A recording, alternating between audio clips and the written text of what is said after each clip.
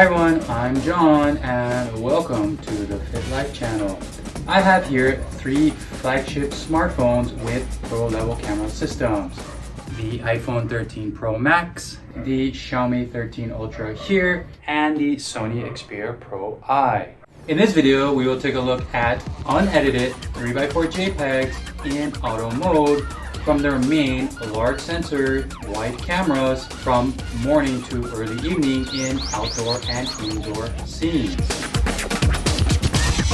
I know some of them may appear outdated according to many expert smartphone sources and manufacturers such as the Sony Xperia Pro I here and the iPhone 13 Pro Max.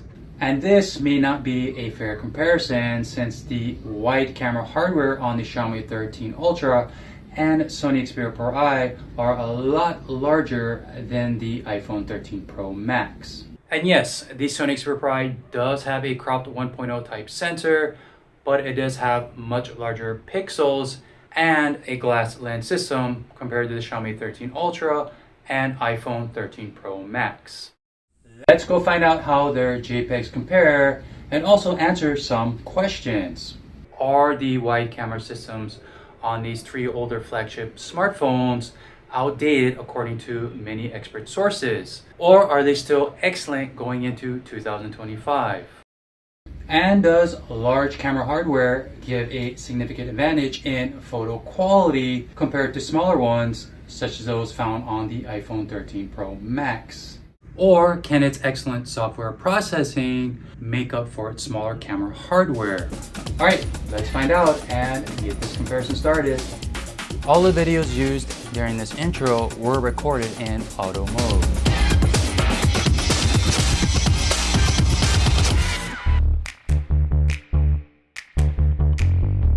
Before we start taking a look at the JPEGs from these flagship smartphones, let's briefly go over the specs for their large sensor wide cameras and the camera settings used when capturing them.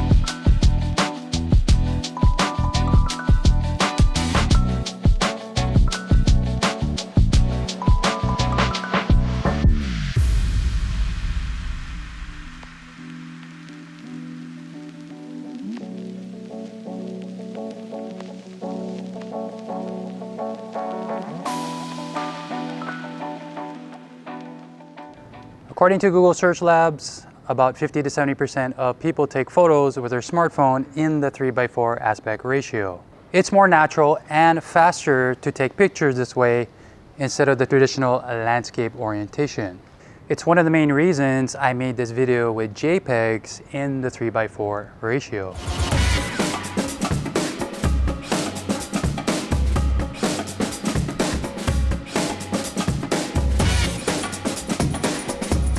For now, let's go over the technical quality of the JPEGs from each of these wide-angle cameras and see how they compare to each other. Then I'll go over if these wide-angle cameras are really obsolete or still great to keep or even buy in 2025. Finally, I will answer if larger sensors and lens systems are more superior to smaller ones, but with excellent software processing.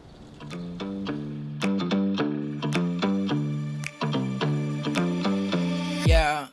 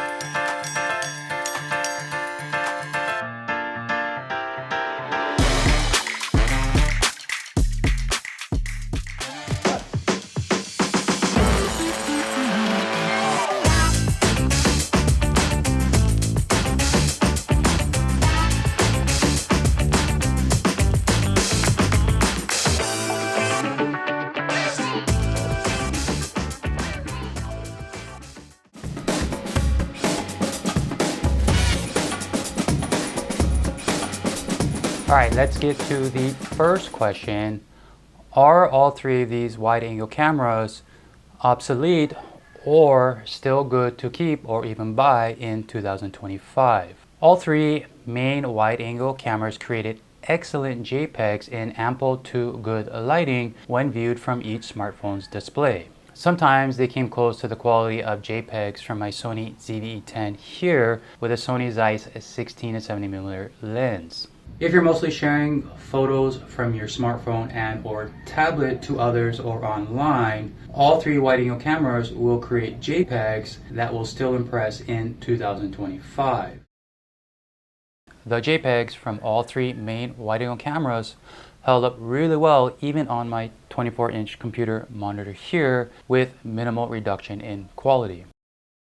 So if you like to view or showcase photos on larger displays, you should be okay up to a 25-inch computer monitor or TV for close-up viewing and even zooming in. You may even be able to go even larger if viewing them from a distance.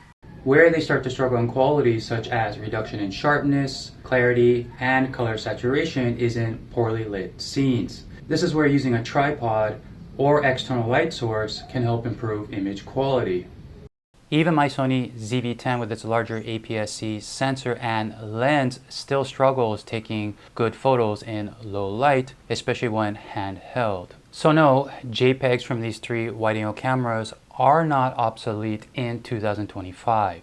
Wide-angle image quality from recent smartphone cameras haven't made any giant leaps forward and probably won't for a while. Some reliable sources will say it even has stagnated or regressed, with more focus on macro modes and telephoto focal lengths. I can confidently say that all three will still take excellent JPEGs for the next 3 to 5 years. Don't rush out to upgrade if yours isn't even falling apart. If you want to move up from a budget or mid-range phone to any of these three camera flagship phones, they are still decently priced in 2025. And if you don't like how any of these JPEGs came out of these three wide-angle cameras, they all allow RAW files, and of course you can edit them to how you like.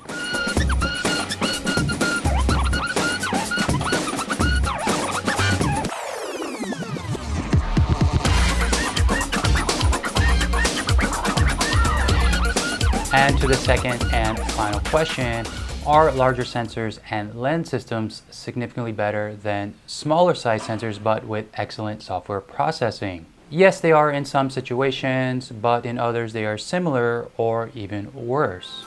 The Sony Xperia Pro I and Xiaomi 13 Ultra JPEGs had better background blur, subject separation from the background, correct exposure, better color saturation and vibrancy with less noticeable lens issues compared to the iPhone 13 Pro Max. But where the iPhone excelled over both of them was in its superior software processing, correcting bad qualities of a photo. While both the Xperia Pro I and 13 Ultra suffered from chromatic aberrations in high contrast scenes, the iPhone 13 Pro Max never showed any. And while both would overexpose parts of a sky or bright areas, the iPhone showed clean clouds with lots of detail. Whatever the iPhone software processing could fix or improve, you can bet it was done. Bringing up dark areas, adjusting warm scenes to be cooler, and brightening and sharpening up night scenes were common. But at the expense of fixing everything it could, JPEGs appeared unnatural most of the time. It also had a difficult time fixing hardware issues such as lens flaring and ghosting. In this video, we looked at the quality of JPEGs from the wide-angle cameras from each of these three flagship smartphones. Each had its own unique look, characteristics, and even flaws. But what's equally important is how each smartphone handles and feels when taking photos. Here are some tips to keep in mind if you're deciding to buy any of these great flagship camera smartphones in 2025. The iPhone 13 Pro Max is a large phone for most hands, but it manages to keep its camera system compact and unobtrusive while producing JPEGs still worthy of sharing on social media in 2025. It can be difficult to handle for smaller hands, but the iPhone 13 Pro has the same camera setup and is a better choice.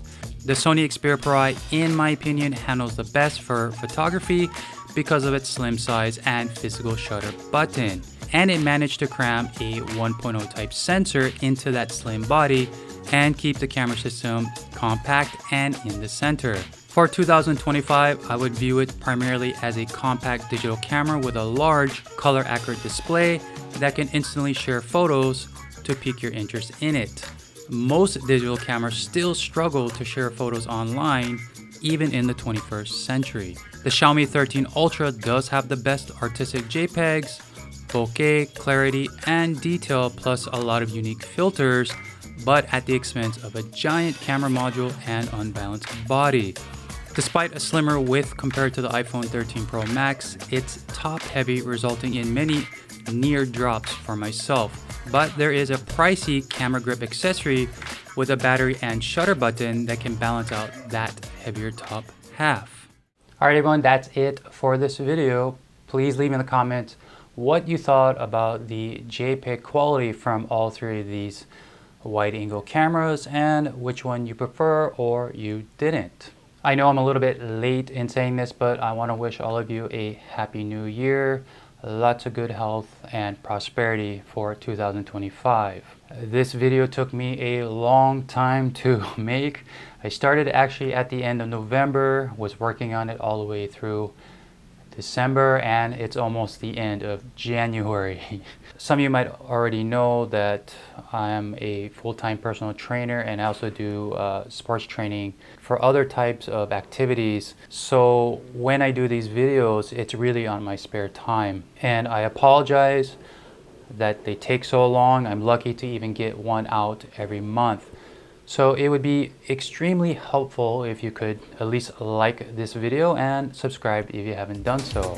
That's it everyone, stay safe, keep learning. I'll see you in the next video.